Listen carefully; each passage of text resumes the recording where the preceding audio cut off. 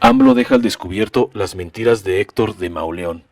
Héctor de Mauleón, quien es considerado por grupos conservadores como uno de los periodistas más brillantes, entre comillas, del país, quedó exhibido como un mentiroso, que escoge historias, las falsea y las presenta como verdaderas en sus columnas en El Universal.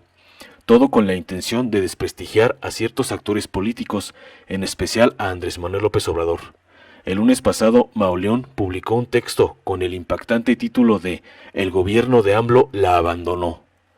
En el documento relata la historia de una niña con cáncer, a la cual el sistema mexicano de salud la abandonó y ante eso el padre de la menor la llevó a Suiza para que fuera atendida. En alguna parte del texto, Mauleón afirma: desde septiembre Ana Lucía dejó de recibir tratamiento, lleva 4 meses en el abandono. Si uno lee el texto se queda con la idea de que el gobierno de México, por culpa de la austeridad y o la incapacidad de AMLO, dejó a una niña con cáncer casi en un lecho de muerte. Incluso, en otra parte del texto, Mauleón afirma: ningún funcionario los escuchó, ninguno los recibió.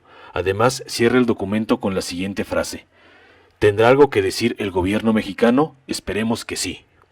Andrés Manuel, ayer, en su conferencia de prensa, cuando se estaba hablando del sector salud y de los reclamos por falta de medicinas en hospitales, afirmó: leí hace 4 días, un artículo que me llamó la atención de un columnista de El Universal, donde una niña, un niño de 3 años, dice el columnista, que por no ser atendido de su enfermedad de cáncer, decidieron irse del país y por culpa del presidente de México.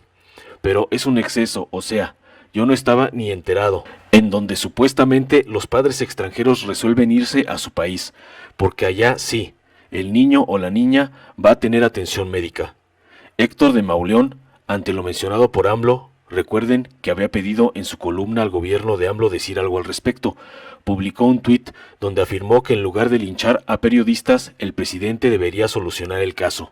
Así de cínico, escribió: señor presidente López Obrador, en mi columna di voz a una familia que tiene una niña enferma y para la que no hay medicamentos. Esa familia considera que su gobierno la abandonó. ¿No sería mejor atender el reclamo en vez de linchar periodistas? Sabiendo que mentía, se atrevió a decir esto. Mientras la doctora que atendió a la niña le enviaba una carta al presidente donde desmontaba la mentira, de Mauleón se estaba quejando que simpatizantes de AMLO, a los cuales llamó fanáticos, le hubieran puesto en sus redes sociales comentarios que destilaban miseria, cuando el miserable es él. Y escribió esto en Twitter: es increíble, pero en lugar de empatía y solidaridad, esta columna ha provocado furor de los fanáticos de AMLO. Llevan toda la mañana destilando miseria y viviendo el caso de Ana Lucía como si se tratara de una agresión personal. ¡De miedo! Fue en la mañanera de hoy que AMLO dio a conocer la carta de la doctora, indicando que lo hacía porque se tenía que cerrar el paso a la calumnia y para evitar la máxima de Lampa del periodismo, de que la calumnia cuando no mancha tizna y que palo dado ni Dios lo quita, dijo el mandatario. Ayer hablábamos de un articulista de El Universal que escribió que se habían ido del país, que se habían refugiado en Suiza, creo, los padres de un niño con cáncer, por culpa mía, un niño de 3 años. La doctora que atendió este caso del Hospital 20 de Noviembre me mandó una nota que quiero compartir con ustedes.